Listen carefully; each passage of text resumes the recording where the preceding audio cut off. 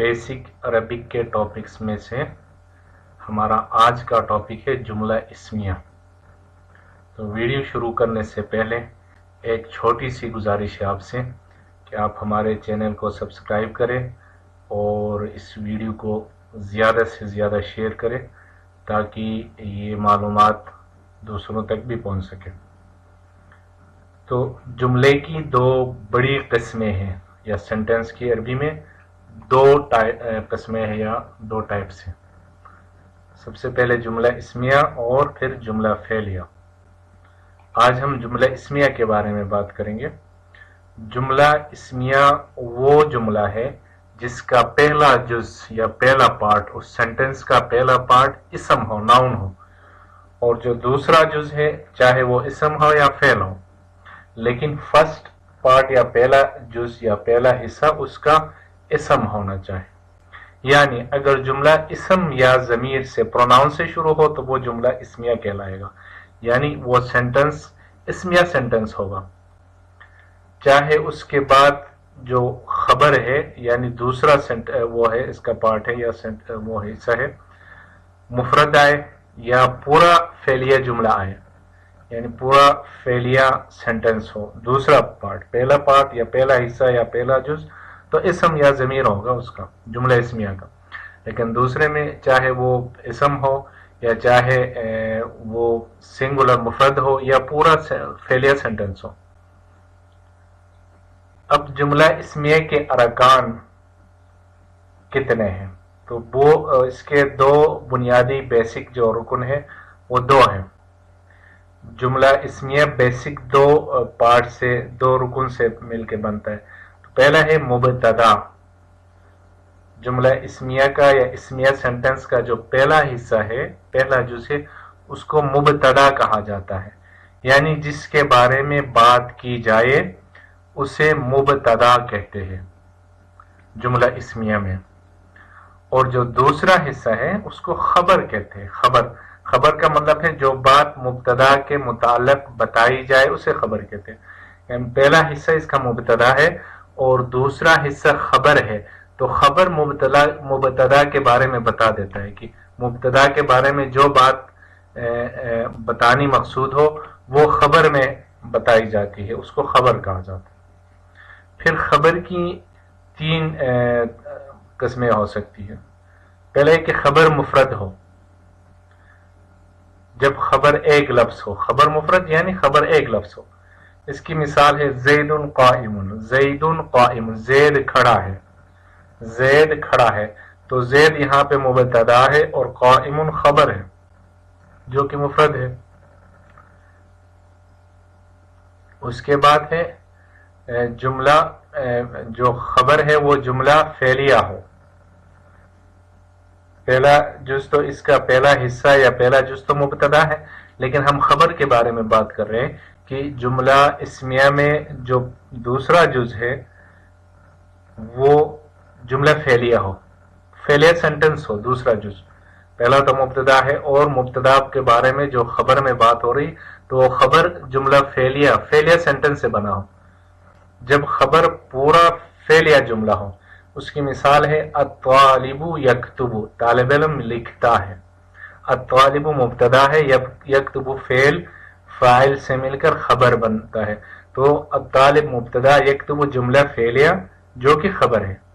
यक्तुबु ये खुद जुमला फेलिया है, यक्तुबु ये फेल है, वर्ब है। ठीक है जी, ये खबर बन रहा है अत्तालिबु के लिए। तालिबु मुबतदा की खबर दे रहा है, उसके बारे में बता रहा है कि तालिब स्टूडेंट क्या कर रहा है, यक्तुबु वो लिख रहा है। तो यक्तुबु खबर है जो कि पूरा जुमला फेलिया है। इसी तरह मुहम्मदुन यक़रउल कुरआन, मुहम्मद कुरआन पढ़ता है। तो मुहम्मद मुबतदा है और यक़रउल कुरआन ये जुमला फेलिया है। यक़रउ फेल, उसमें हुआ फ़ाइल और कुरआन मफ़ऊल बिही, फेल फ़ाइल मफ़ऊल बिही से मिलकर मुहम्मदुन मुबतदा के लिए खबर है। मुबतदा खबर मिलके जुमला इस्मिया खबरिया बन जाता है। तो मुहम्मदुन मुबतदा है और उसके खबर दे रहा है यक़रउल कुरआन, पूरा जुमला फेलिया से उसका खबर बन रहा है। या خبر جملہ اسمیہ ہو، جملہ اسمیہ کا خبر بھی جملہ اسمیہ ہو، جب خبر خود ایک اسمیہ جملہ ہو، اس کی مثال ہے الولد ابوہ مریض، الولد یہاں پہ مبتدا ہے، یعنی لڑکے کا باپ بیمار ہے، مریض ہے، تو الولد مبتدا ہے، ابوہ مریض یہ اس کی خبر ہے